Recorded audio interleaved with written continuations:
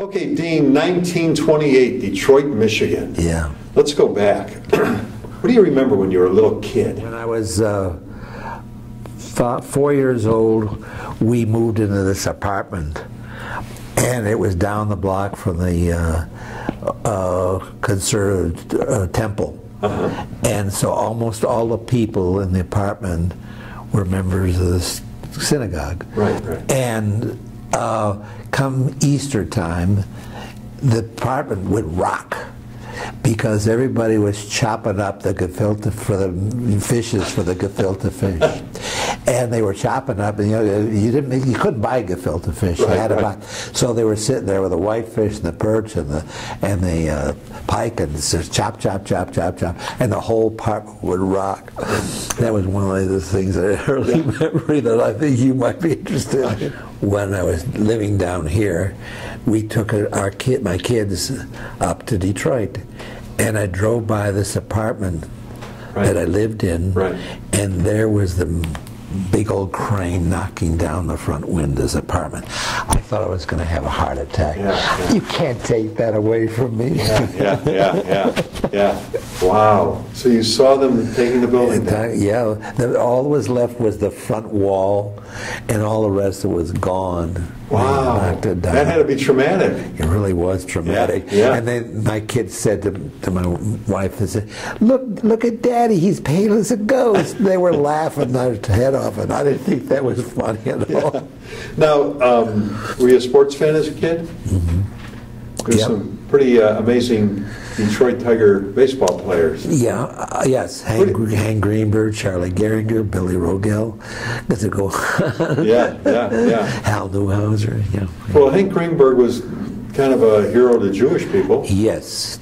You know? And so the Jewish people and the Detroit people we were doubly upset at this when they wouldn't let him hit the ball and he had 58 home runs, and they wouldn't let him pitch to him. Yeah, he had 58 home runs. Babe Ruth, of course, the record was 60. He was playing the Yankees the last few games of the year. Right, and they were determined not to let him on base, and determined rather not to let him hit a home run. Right. And so they walked him. They come the ninth inning, they pitched to him, and he struck out. He was so mad, you know. So it was really terrible. Also, sports-wise, I was 5 years old. My daddy took me to the Detroit Lions in their first season as the Detroit Lions. Wow. They came from Portsmouth, Ohio, a little town on the Ohio River. It's called the Portsmouth Lions. And they came to Detroit in 1933. Wow. And my dad took me to a football game. The coach was Gus DeRay, who was a member of the Four Horsemen of Notre Dame. And he was not only the coach, he was the quarterback, and it was really crazy. But so I attended not the first game, but the first season. Wow, the NFL has changed a little bit. Oh yes, yes, and almost all the plays were running plays, and develop a wedge and so on. You run, and then the passing was done very infrequently. Now, do you remember your grandparents at all? My grandmother, I do.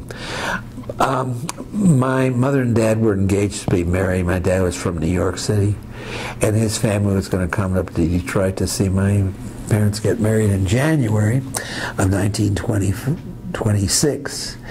And my mother was a lab technician. She comes home from work August 11th, 1925. My dad meets at the door and says, we're getting married tonight.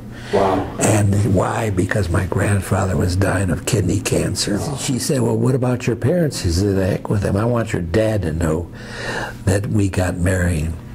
So anyway, he was under a lot of narcotics. Anyway, they got married at 8 o'clock, and they went into the bedroom, and my grandmother said to my grandfather, Morris, your baby, and my mother was really the baby. My mother started kindergarten when my uncle started medical school. Wow. So she was a baby. She said her baby just got married. And he said, quote, oh dear, That's the last thing he said. Wow. And he died at 1 o'clock in the morning from this. Now, did he know that they got married? We don't know. Yeah. That's been the real enigma. Yeah. And Dad's parents were hopping mad about this situation. So I didn't know him. I knew my dad's parents died when I was little. They saw me one time. I was just a baby, 11 months. They died a few months later, and the other one when I was 4. But my grandmother Schiller, I knew and loved her dearly. She died of pemphigus when I was 8 years old. So, you know what your grandfathers did for a living? I don't know what my grandfather Jacoby did. Well, it was really Jakovsky. My dad changed the name to Jacoby because his professors at Syracuse Medical School didn't know how to pronounce Jacoby. And the name of his pediatrician was Abraham Jacoby. And so he changed it to Jacoby and spelled it the same way. Abraham is the founder of American pediatrics. And I don't know what he did. They lived in Brooklyn. They came over. All my relatives came over in the 1880s. Yeah. And from Grundig, which is a tiny community in Anatolia, between Pinsk and Minsk. Right. So it was Russian, Poles, Polish, and so on. Pinsk and Minsk. One of them's the country and one was the city. And I never know which is which. Yeah. What did your dad do? My dad was a pediatrician. So you had this in your blood as a very early age. Yeah, not only that. It was all around you in the family. Yeah, I was the 13th doctor in my family. Most of them were my mother. And my mother's side of the family, the women all married doctors and the men were all doctors. Wow. That's really good, fast name. Yeah. And my great, I don't know how many greats back, uncle was the first doctor to become a general in the United States Army. He was the first one, and he was in the Spanish-American War. As a young kid, Depression time. Yes. How did that affect your family? Well, my dad went into practice after he finished his residency, and he'd come home maybe 50 cents in his pocket, or not, maybe nothing. My mother... But he would see patients, though. Oh, he was seeing patients. Right. But most of them didn't pay. They couldn't pay. They didn't afford it. My mother had rheumatic fever when she was 17 and told never to have a kid. So he had me. It was a really problem whether I would be born alive or not, because of the fact that she had rheumatic fever and had a very bad heart. So she had me. But she was ever able to lift things. So we always had help. During the middle of the Depression, we had help. And often we had a French-Canadian girl working for us that I considered as a second mother. And often, Georgina was her name, would have to loan my mother money. And it was really funny. And I remember I had a little red wagon, about day big. And I used to take my mother, she used to take me to the grocery store, and we filled 2 big bags up of groceries for 50 cents. Wow. A bushel of apples was $0.25. Those days, milk, 8 cents. Most of the things were real cheap. Gasoline was 11 cents. Wow. Times have changed. I'm afraid so. Where did you go to high school? At Central High in Detroit, Michigan. Play in any sports or anything? No, I didn't play in the sports. I was in the ROTC there. And in 1945, we had race riots in Detroit. National Guard was stationed on our football field, our tents and so on, during this time. And my dad was real lucky because he had a nurse with him who was in uniform, and he drove right through that area, and they let him go. They were dumping cars and everything else that day during those race riots. Now, where did you go on to college? Brown University in Providence, Rhode Island. Okay, now, did you do that before service? Yes.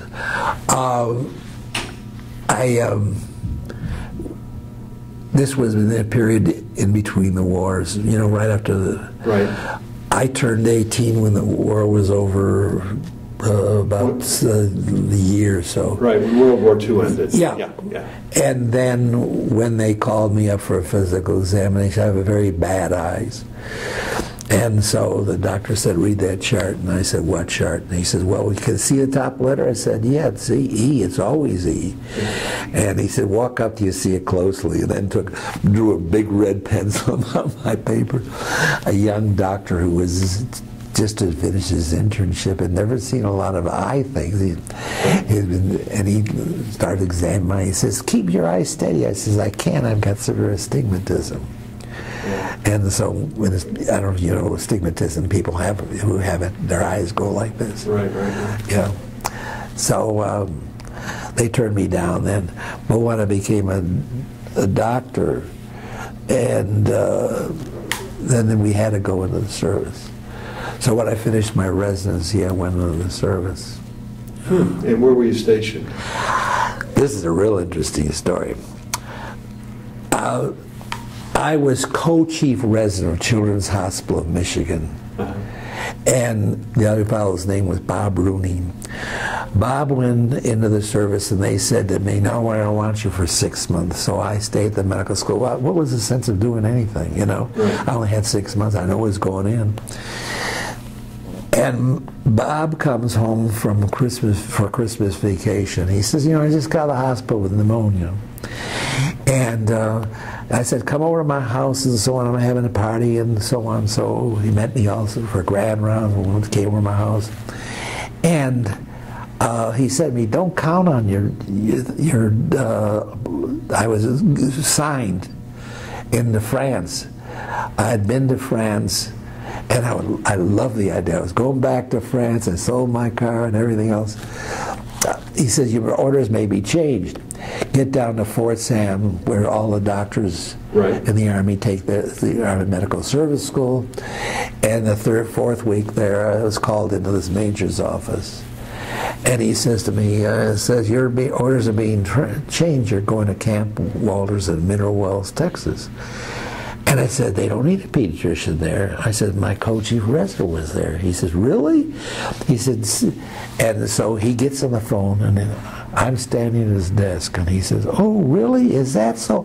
By gosh, I wouldn't believe it. I'm swept up a storm, of course. He says, Captain, you better sit down. I sat down. He says, your friend has tuberculosis. Remember I told you he had pneumonia just before? Yeah.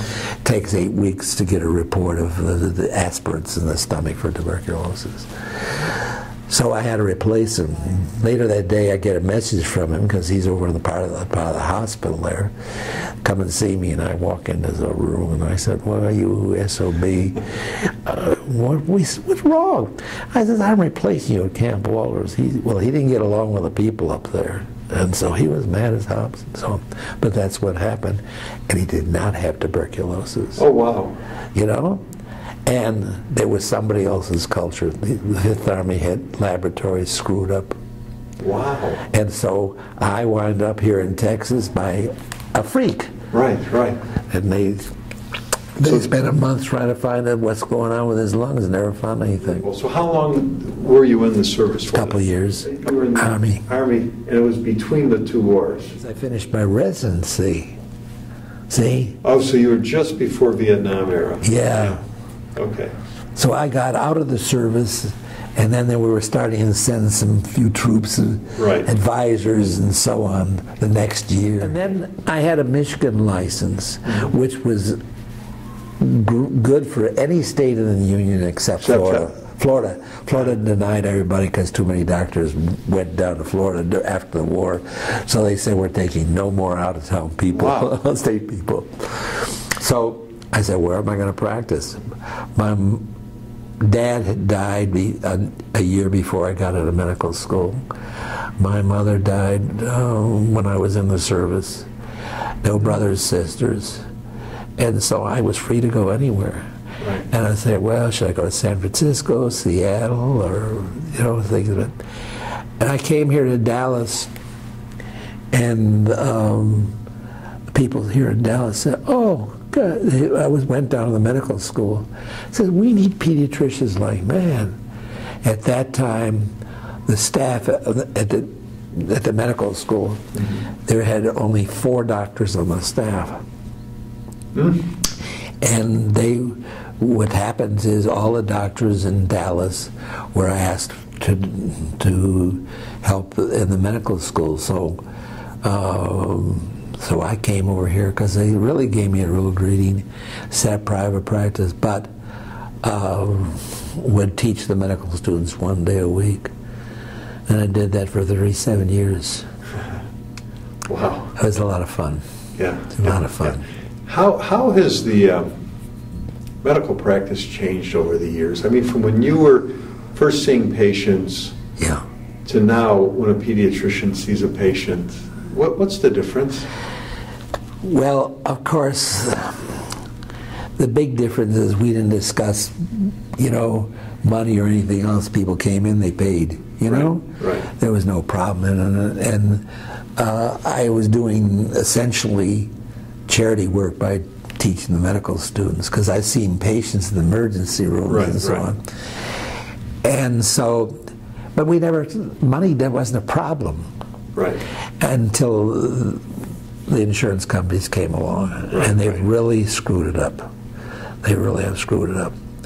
And doctors nowadays said, well, the insurance companies won't let me do this, they won't let me do that, and then they think you got to call them up and everything else. Yeah. Now, my wife came to work for me when the kids turned teenagers and so on. And she would talk to the insurance company about this various things. And they'd keep her on hold, and she had the worst job I could think of dealing with insurance people.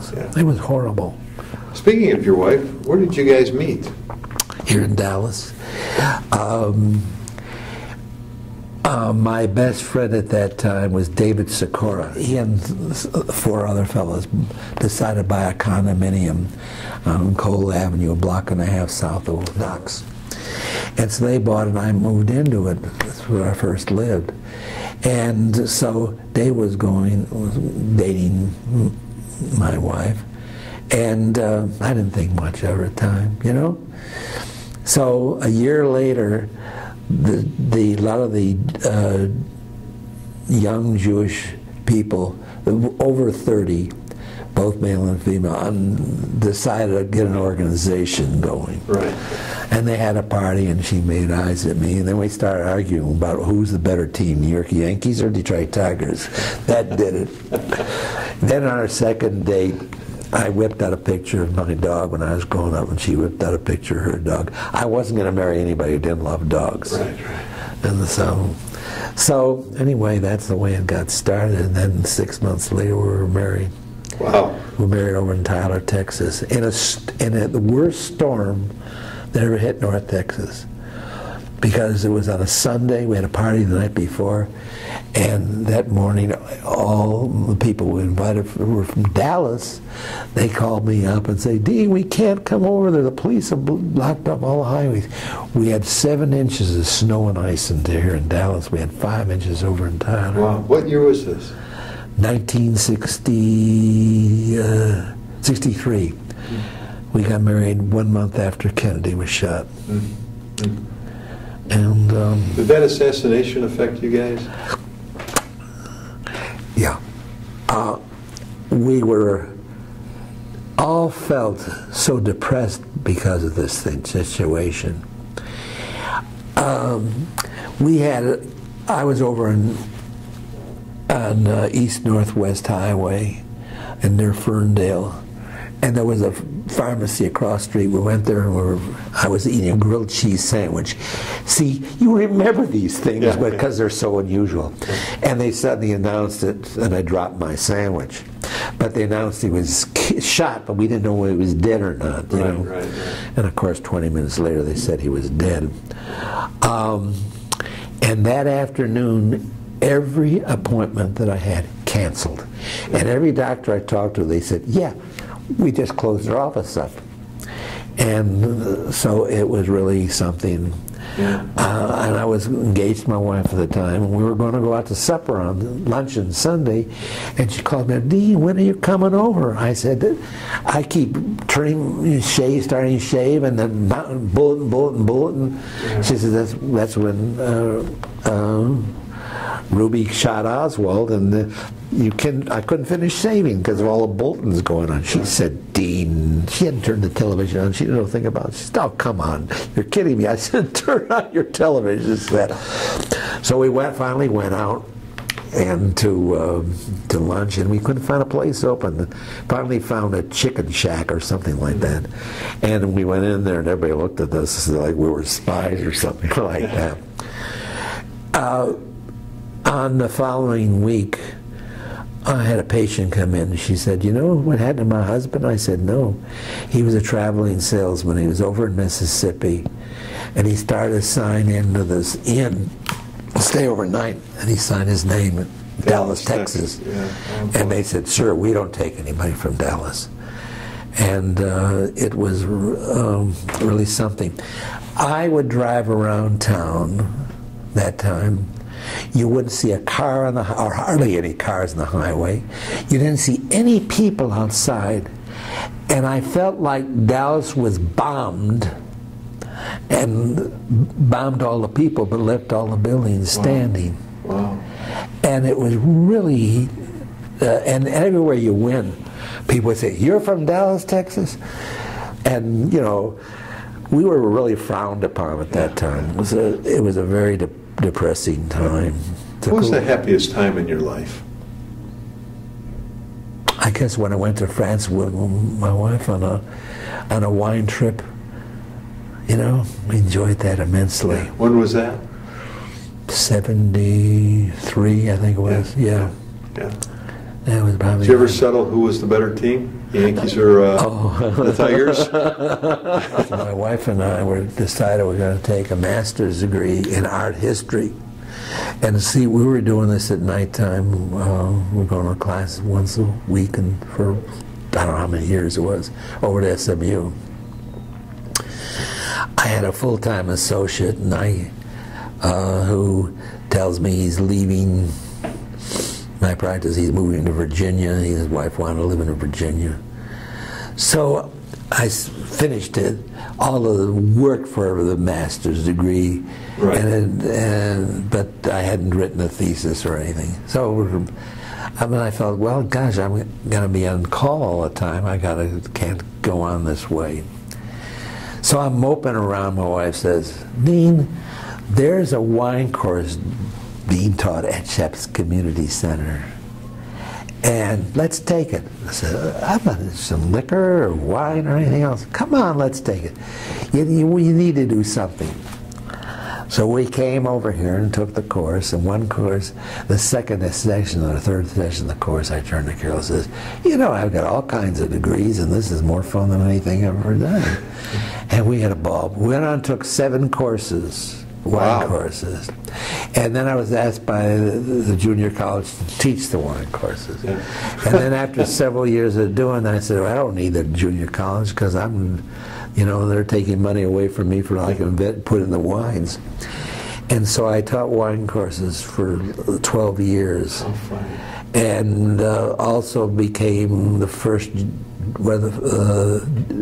co-judge of the Texas Wine Association. Wow. And so we had a great time.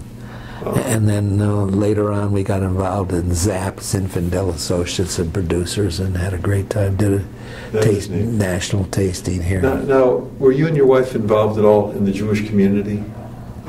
To a degree. I was raised more independent.